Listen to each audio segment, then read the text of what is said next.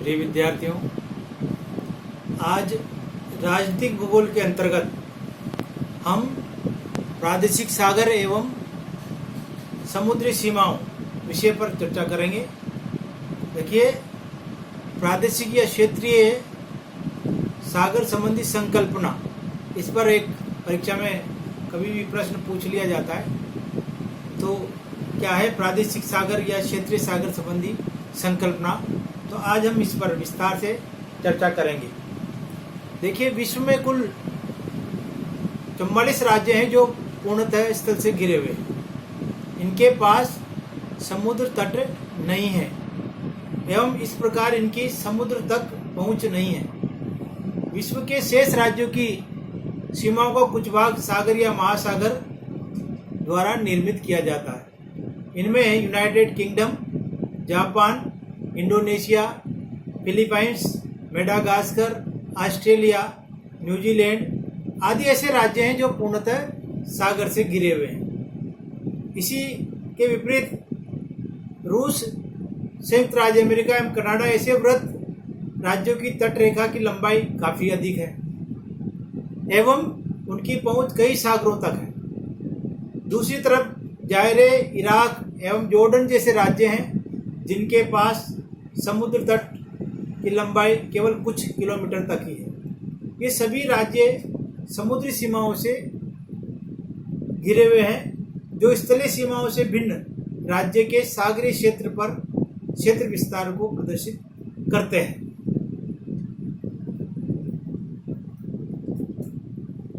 समुद्री सीमा से तात्पर्य है किसी तटीय राज्य के तट अथवा तट रेखा से नहीं है, क्योंकि राज्य का नियंत्रण निकटवर्ती सागर या महासागर के कुछ भाग तक होता है, जिसे प्रादेशिक सागर कहते हैं। यानी जो किसी राज्य का जिस पर नियंत्रण होता है, जो निकटवर्ती सागर होता है या महासागर होता है, वो वहाँ का प्रादेशिक सागर कहलाता है।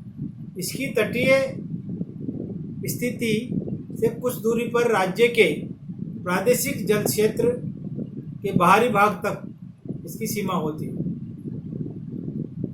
स्थलीय सीमा की भांति सागरीय सीमा भी प्रादेशिक तंत्र का प्रमुख भाग होता है।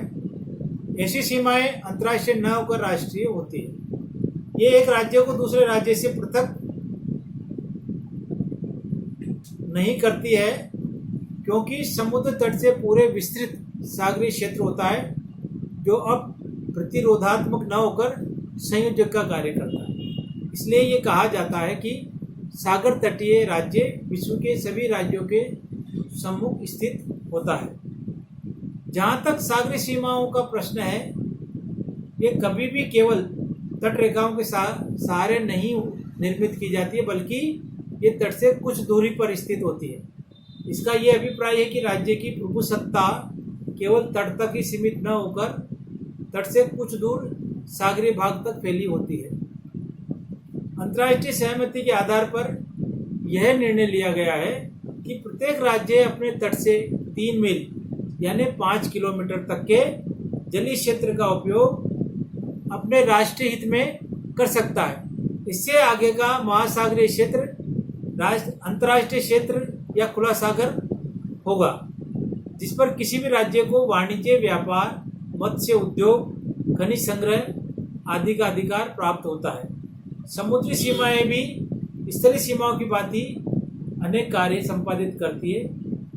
इनका तटीय राज्य की सुरक्षा, सीमा शुल्क, अप्रवास नियंत्रण में महत्वपूर्ण योगदान होता है। अब प्रादेशिक सागर क्या है? प्रादेशिक सागर के उस भाग को जो सागर तट एवं सागरीय सीमा के बीच स्थित होता है, प्रादेशिक सागर या प्रादेशिक जल क्षेत्र या उपांत सागर कहते हैं। यानी सागर का वह भाग जो सागर तट एवं सागरीय सीमा के बीच स्थित होता है, प्रादेशिक सागर कहलाता है। प्रादेशिक सागर की वर्तमान स्थिति सदियों के संघर्ष एवं प्रयासों का परिणाम है। वर्तमान में जो सागरीय सीमा या सागर जो प्रादेशिक सागर है, वो काफ़ी संघर्ष के बाद में ये निर्धारित करने में कामयाब रहे कि कहाँ तक प्रादेशिक सागर स्थित होगा। 14वीं एवं 15वीं सदी में विश्व के महासागर केवल दो देशों स्पेन एवं पुर्तगाल के बीच बटे हुए थे। स्पेन और पुर्तगाल का ही समस्त सागरों पर, विश्व के महासागरों पर इनका आधिपत्य था, जिसके ये विभाजन पोप के निर्णय पर आधारित था। यानी चर्च के पोप ने ये निर्णय दिया था, उनका एकाधिकार था स्पेन और पुर्तगाल का, जिसके अनुसार स्पेन का प्रशांत महासागर एवं मेक्सिको की खाड़ी तथा पुर्तगाल का अटलांटिक महासागर, जिब्राल्टर के दक्षिण और हिंद महासागर पर अधिकार था। धीरे धीरे अन्य राज्यों ने महासागरों पर इस अधिकार को चुनौती देनी शुरू की। जैसे जैसे विकास हुआ तो उसके बाद इन दोनों देशों के अधिकारों को चुनौती देना प्रारंभ किया। हॉलैंड ने पुर्तगाल और ग्रेट ब्रिटेन ने स्पेन के खिलाफ विरोध दर्ज करवाया। सन 1608 ईस्वी में एक डच न्यायविद हुगो ग्रोटियस ने महासागरों की स्वतंत्रता के बारे में लिखा, जिसके अनुसार विश्व के महासागर सभी समुद्र या तटीय राज्यों की संपत्ति माने गए। उनके अनुसार केवल सागर तट से कुछ दूर तक के सागर तटीय क्षेत्र पर ही किसी राज्य का अधिकार होना चाहिए। यानी जो तट है उससे कुछ दूरी तक ही किसी भी राज्य का अधिकार होना चाहिए और उसके बाद का क्षेत्र अंतर्राष्ट्रीय संपत्ति होनी चाहिए। परंतु उन्होंने सीमांत सागर की तरफ विस्तार की कोई सीमा निर्धारित नहीं की। यानी 1608 ईस्वी में एक डच न्यायविद हुगो ग्रोटियस ने महासागरों की स्वतंत्रता के बारे में लिखा और उसने ये व्यवस्था दी, ये विचार व्यक्त किया कि किसी भी राज्य का क्षेत्रीय जो सागर है वो उसके तट से कुछ दूरी तक ही होना चाहिए। उसके बाद का जो क्षेत्र है वो अंतर्राष्ट्रीय, सभी के लिए मतलब अंतर्राष्ट्रीय संपत्ति होनी चाहिए। लेकिन उन्होंने कोई सीमा निर्धारित नहीं की कि कितना किलोमीटर या कितना मील क्षेत्र इसके अंतर्गत आएगा। दूसरे डच कार्नेलियस वान बैंक सोयक ने, जो हालैंड की सुप्रीम कोर्ट के न्यायविद थे, हालैंड की सुप्रीम कोर्ट में जो न्यायाधीश थे कार्नेलियस वान बैंकर सोयक, तो उन्होंने सन 1703 ईस्वी में इस प्रादेशिक सागर के विस्तार को 3 मील यानी 4.8 किलोमीटर, लगभग 5 किलोमीटर के करीब रखा। ये एक तोप की प्रहार क्षमता को देखकर, ध्यान में रखकर निश्चित किया गया, जो सामान्यतः 3 मील की दूरी तक लक्ष्य भेद कर सकती थी। उस काल में जो तोपें थी उसकी मारक क्षमता के आधार पे जो डच जो न्यायविद थे, जो हालैंड के सुप्रीम कोर्ट के न्यायविद थे, उन्होंने जो क्षेत्रीय सागरीय सीमा है वो 3 माइल तक रखी। यानी तट से 3 मील तक, जहां तक तोप का गोला जा सकता है वहां तक की सीमा इसके अंतर्गत रखी गई। इसे सामान्यतया बैंकर सोयक के तोप गोला अधिनियम के नाम से जाना जाता है। यानी जो डच जो न्यायविद थे उनके द्वारा जो ये व्यवस्था दी गई कि 3 माइल तक किसी भी मतलब जैसे क्षेत्रीय सागर की सीमा होगी जो उस तट से लगे हुए राज्य के अंतर्गत आएगा जहाँ तक तोप का गोला जा सकता है, यानी 3 माइल तक। तो इसे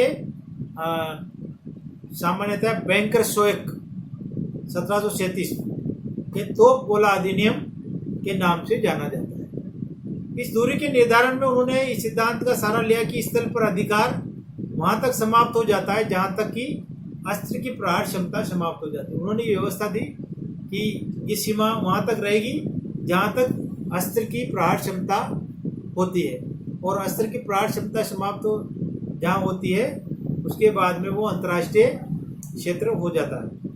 उस दिन से लेकर सभी तटवर्ती राज्यों ने इस 3 मील यानी 5 किलोमीटर के विस्तार को स्वीकार किया, जिसके बाद के समुद्री क्षेत्र को उच्च सागर की संज्ञा दी गई, जो वाणिज्य एवं परिवहन के लिए सभी देशों की संपत्ति समझी जाती थी।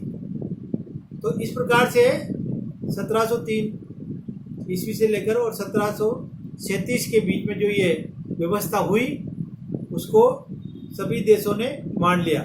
लेकिन बाद में इस सीमा में विस्तार की मांग उठने लगी, तो चौड़े प्रादेशिक सागर हेतु मांग उठी और उपनिवेशवादी तंत्र की समाप्ति एवं राष्ट्रीय राज्यों के उदय के उपरांत अधिकाधिक सागरीय क्षेत्र पर नियंत्रण की मांग उठने लगी। ऐसा समुद्री क्षेत्र, विशेषकर महाद्वीपीय मग्न तट के बढ़ते आर्थिक महत्व और सागरीय सुरक्षा के बढ़ते खतरे के कारण से महसूस किया जाने लगा। सन 1950 में 40 से अधिक राज्यों ने प्रादेशिक सागर के 3 मील के विस्तार, 4 राज्यों ने 4 मील, 11 राज्यों ने 6 मील, 3 राज्यों ने 12 मील एवं केवल एक राज्य ने 12 मील से अधिक के विस्तार को स्वीकार करने लगे थे। सन 1977 तक जहां 3 मील के विस्तार वाले राज्यों की संख्या घटकर 28 रह गई, वहीं 12 मील विस्तार वाले राज्यों की संख्या बढ़कर 55 एवं 12 मील से अधिक विस्तार वाले राज्यों की संख्या बढ़कर 23 हो गई। यानी चौड़े प्रादेशिक सागर हेतु इस बढ़ती मांग को देखते हुए 1982 ईस्वी में आयोजित संयुक्त राष्ट्र के समुद्री अधिनियम सम्मेलन ने प्रादेशिक सागर के विस्तार को बढ़ाकर 12 समुद्री मील यानी 13.8 मील या 22.2 किलोमीटर तक कर दिया है। यह विस्तार तट के आधार रेखा निम्न जलतल से निर्धारित किया जाएगा। तो इस प्रकार से विभिन्न समय में चौड़े प्रादेशिक सागर की मांग उठने लगी। तो जो 1737 में जो 3 मील की जो व्यवस्था थी, उसके विरुद्ध कई राज्यों ने इस नियम को चुनौती दी और फिर अलग अलग तरह से इस तरह से तो 1982 में जो आयोजित संयुक्त राष्ट्र की समुद्री अधिनियम सम्मेलन हुआ, उसने प्रादेशिक सागर के विस्तार को बढ़ाकर 12 समुद्री मील यानी 13.8 मील या 22.2 किलोमीटर कर दिया है। तो इस प्रकार से जो क्षेत्रीय सागर की सीमा है उसमें विस्तार हुआ।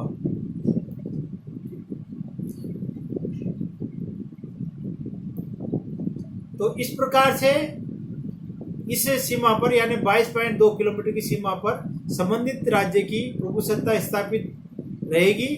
यद्यपि क्षेत्र से जहाजों, सैनिक एवं असैनिक को निर्दोष मार्ग की अनुमति होगी। यानी यहाँ से जो सैनिक और असैनिक जो जहाज है वो यहाँ से आ जा सकेंगे। आज विश्व के अधिकांश राज्य प्रादेशिक सागर के 12 समुद्री मील के विस्तार को अपनी स्वीकृति दे चुके हैं, परंतु जहां सिंगापुर, जॉर्डन आदि कुछ राज्य 3 समुद्री मील की चौड़ाई को ही स्वीकार करते हैं। अभी भी कुछ राज्य हैं जो 3 मील की सीमा को ही स्वीकार करते हैं।